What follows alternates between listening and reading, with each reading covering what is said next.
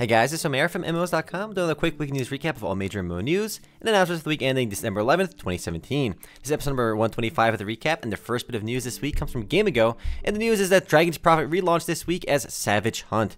Keep in mind, this is a relaunch version, not a new game. The original Dragon's Prophet launched back in 2013 and was through Sony Online Entertainment as its publisher. The game itself was developed by Runewaker Entertainment, the guys that also did Runes of Magic. This new version of the game is published by Game Ago, and to be honest, the core gameplay isn't bad. It's basically very similar to Riders of Icarus, as the core gameplay is all about taming and training dragons, and there are over 500 of them in-game to tame. Not sure why it relaunched though, but hey, it's back. If you're curious about it, do check out my first look. Next up, IGN released a 12-minute gameplay video for Tera, which was recorded on the PS4 Pro. It looks like the console version of Tera is slowly making progress towards release, but it looks like it won't be releasing this year, unfortunately, as the year is almost over. It's unfortunate because Inmass and Bluehole were both saying that Tera will be out on consoles this year, but again, that's unlikely now. I expect that we'll be seeing Tera on consoles in early 2018, likely around the same time Black Desert Online launches on consoles as well. We have seen a lot of free-to-play MMORPGs embrace console over the years, games like Neverwinter and Skyforge, for example, and I expect we'll be seeing a lot more of these in 2018, including Tera and Black Desert Online. Next, the previously announced War for the Atlas expansion for Path of Exile officially went live this last week. The Xbox One version of the game is set to launch later this month, or rather the Xbox One version of the update, not the game. The new update includes 32 new randomized maps, new bosses, new endgame items, 4 new skill gems, 6 new support gems, and a whole lot more. To no one's surprise, the game's player base has jumped significantly since the update rolled out this week. The game's 30-day average concurrent players on Steam are about 30,500, but after the new update went live, that number has jumped up to 50,000 or so, which is a huge increase, and keep in mind, this is on Steam alone. If you never played Path of Exile, honestly, I think it's well worth trying. It's easily one of the best free-to-play games out there, period, at least in my opinion. Next, a small bit of news for Crowfall. In a founders update this last week, the company behind the game, Artcraft Entertainment, announced that they raised an additional $6 million in funding from investors and is expecting to end 2017 with about $4 million worth of pledges from over 35,000 backers. Despite not hitting their initial timetables for release, the game did draw a line in the sand to speak, as they promised to soft launch sometime in 2018. This is one of the bigger crowdfunding games that have been in the pipeline for some time now, so I'm eager to give it a try once it's actually out. It's a game I've actually never played in any of the alpha tests in the past because I wanted to wait for a full actual release to play the game the way it was intended, and fortunately I think I'll be able to play it by the end of 2018. Especially since they raised that additional $6 million which will go towards making the game and finishing things up.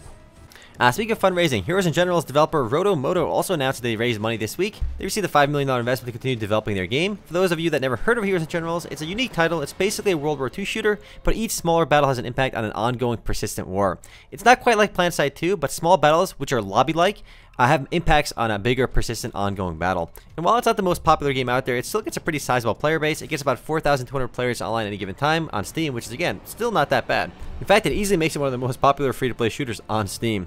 Honestly though, if you never played Heroes and Generals, it's worth trying only because it's so different from basically all the other free-to-play shooters we have out there, which are mostly Korean developed. This game is developed by a company in Denmark. Next up, back to actual MMORPG news. Blade & Soul launched a big update this last week called Dawn of the Lost Continent, which increased the game's level cap to 55 and new Hungmoon level cap to 25. It introduces new Hungmoon ultimate skills, a new solo dungeon, 2 new 6-player dungeons, and a new 12-man raid. It's a pretty huge update to the game, and I actually recommend giving this one a try if you like action MMORPGs or if you just never played Blade & Soul in the past. It actually has the best combat system in any MMORPGs I've personally played. Just the way the blocking and dodging works in the game just feels super satisfying. If you never played it, it's free to play. I say it's worth trying. Next, the free-to-play battle royale game Fortnite from Epic Games released a limited-time 50 vs 50 game mode, which, as you probably guessed, turns the game into a 50 vs 50 giant team-based competition. It's actually a pretty neat idea, especially with all the building mechanics in Fortnite. And while Fortnite hasn't quite reached anywhere near PUBG-style popularity, it's still doing tremendously well since going free-to-play and adding that new battle royale game mode into the mix. The 50 vs 50 game mode runs until December 17th, and this will likely be one of many future limited-time game modes within Fortnite to help spice things up a bit. I'm sure they'll go the same route as League of Legends with Earth and Doombots and all those other limited-time game modes. It's a pretty neat one, though. And speaking of Battle Royale, League of Angels, yes, the browser-based auto-playing Chinese MMORPG League of Angels just added their own Battle Royale game mode. I'm starting to think the Battle Royale genre is quickly becoming the next game that everyone tries to copy in 2018, the same way everyone tried to copy the success of various MOBAs over the last few years. What's odd about this Battle Royale mode in League of Angels is that it's actually very weirdly set up. It's a 10-minute game with ever-shrinking circles like a traditional Battle Royale game, but features PvPvE elements, so other than players, you're actually fighting random enemies as well, random monsters. But what makes this even more absurd is that players literally respawn up until the last minute. So players can keep respawning, which kind of defeats the purpose of a Battle Royale game in my book. The real question though is whether the game auto-plays itself in the Battle Royale game mode, because most of this game is basically autoplay. Next up, a small bit of news for MMO Online, not to be confused for MMO Legend. MMO Online is the 2003 MMORPG from WebZen, which MMO Legend is based on. Anyways, this week MMO Legend launched Season 12 Part 2, which introduced 4th class quests, 4th class skill enhancement trees, a new dungeon, and a new quest guide system, as well as a brand new server called El Dorado.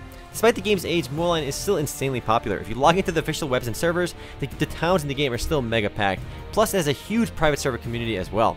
In fact, it's probably one of the world's most popular MMORPGs if you add up the player base from all those countless private servers for MMO Online. This game is insanely popular even today, and it's basically a Diablo meets MMORPG style game. Next up, Albion Online launched a previously announced K update this week, which introduces season mode for guild vs guild battles, new battle mounts, hardcore expeditions, new expeditions, and more. It's the second major update to the game since it launched back in July of 2017, and also includes an extended tutorial to make the new player experience slightly better. Time will tell whether this update solves the game's declining player base issues or not though. I actually really liked Albion Online, but only stuck with it for a few weeks. It's a sandbox hardcore PvP MMORPG with full loot, so if that's your thing, it's still worth trying in my opinion. It is a buy-to-play game though, so you do have to pay a little money to try it, though there is a free trial, but you have to get a key from somebody else, which is a bit awkward. They should just create a pretty universal free trial system, but they don't have one just yet.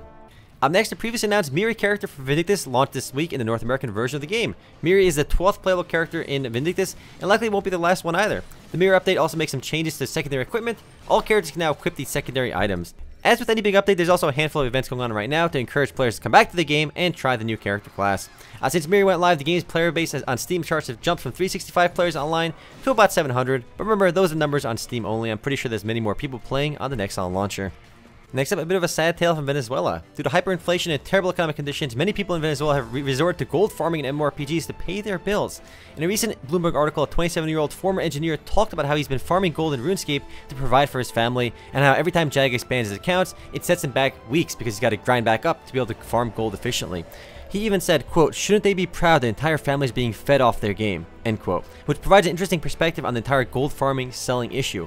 RuneScape and Tibia are particularly popular games to farm gold in Venezuela because the country has some of the slowest internet in the world, and these games are fairly small or on the browser. The article on Bloomberg was a pretty interesting read, and I recommend anyone interested in MMOs give it a read because it was definitely fascinating.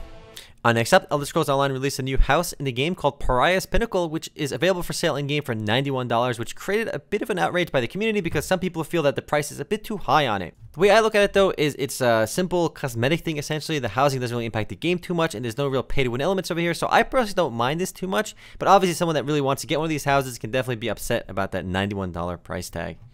The next and last bit of news this week comes from Strike Nexon Zombies. Yes, the zombie Counter-Strike game on Steam is still alive. Nexon introduced a huge update for the game called Studio Mode, which allows players to make their own maps with Gary's mod and Minecraft-like building and editing elements. The hope is to get players to create fun new content in the game to keep players hooked, as the game gets about 1,300 or so players online at a given time, which definitely isn't too bad, though numbers haven't jumped since the update went live. I love the idea of user-created content in online games. If they can pull it off well, the same way Roblox has done it and some other games, it could do really well. By the way, guys, that's it for MMO News this week. I'll see you guys tomorrow for the podcast. Later, guys.